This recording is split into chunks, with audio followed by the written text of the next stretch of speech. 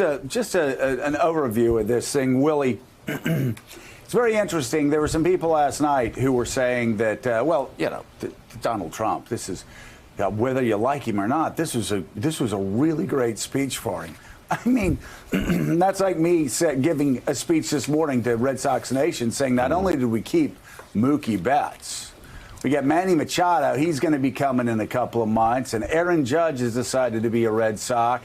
And by the way, the Yankees aren't going to be playing for a couple of, so how do you qualify something as a good speech if it's fed by lies? And these are lies that are so easy to uncover on the Google machine, whether it's Donald Trump saying that Republicans are fighting for pre-existing conditions when they're fighting to kill pre-existing conditions for people like my son with type 1 diabetes. And the jobs creation quote, Mika's going to be saying it in a little bit, it's just absolutely preposterous that Donald Trump suggests that had he not turned things around from Barack Obama, this economy would be in terrible shape.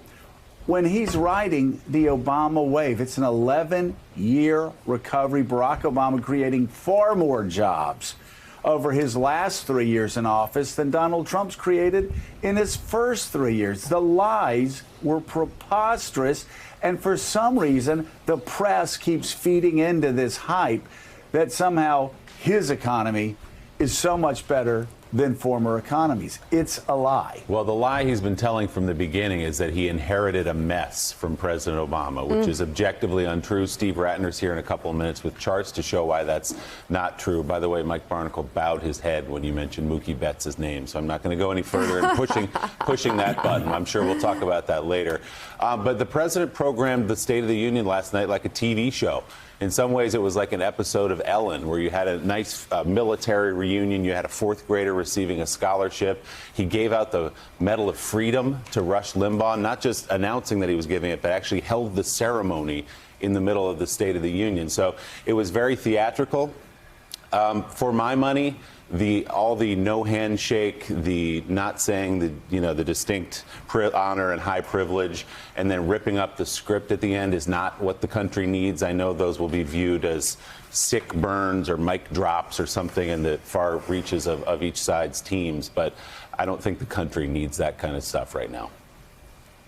Well, by most accounts, it was a State of the Union unlike any other. We can at least say that, with an impeached president addressing a bitterly divided Congress while also seeking re-election. Those divisions were on vivid display last night, from the president looking away from the House Speaker's outstretched hand. Wow. To Nancy Pelosi ripping up the speech when he finished.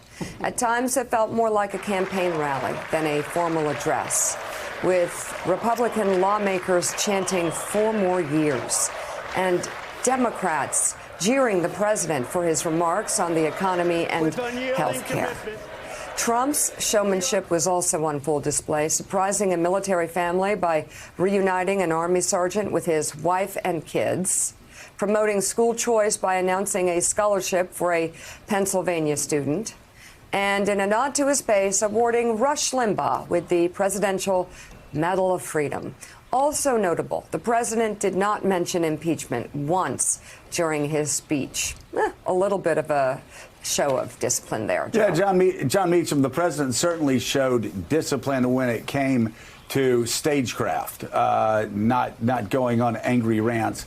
But again, I guess we can hand it to him for not losing his cool like he usually does and not wandering off into the fields, rhetorical fields.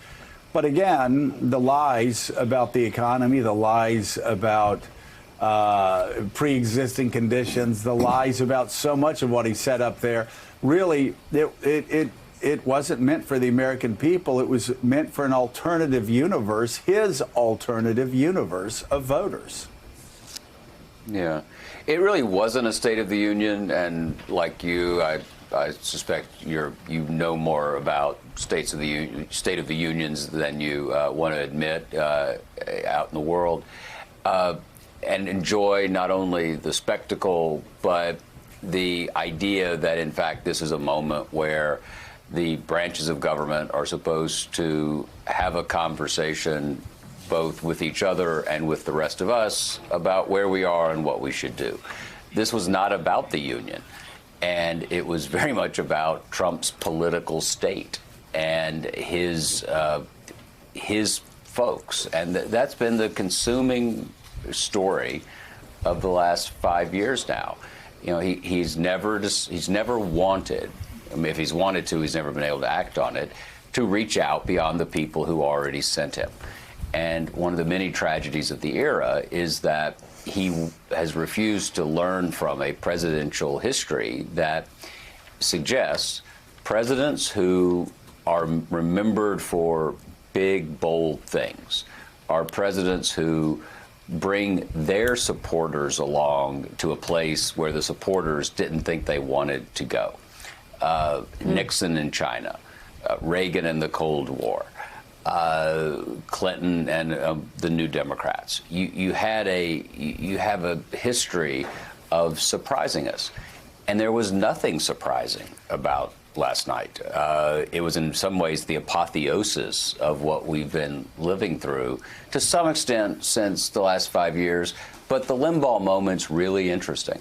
Limbaugh is an emblem of the reflexive partisanship of the era, to the point where, you know, when he was talking favorably about Pat Buchanan back in 1992, and Buchanan, as we know, is really, in many ways, with George Wallace, the forerunner of Trump.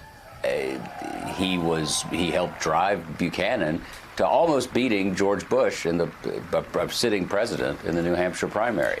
So sometimes in history, it's not that hard for those of us who do this.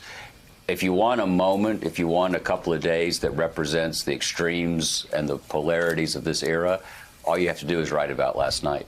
Thanks for checking out MSNBC on YouTube, and make sure you subscribe to stay up to date on the day's biggest stories. And you can click on any of the videos around us to watch more from Morning Joe and MSNBC. Thanks so much for watching.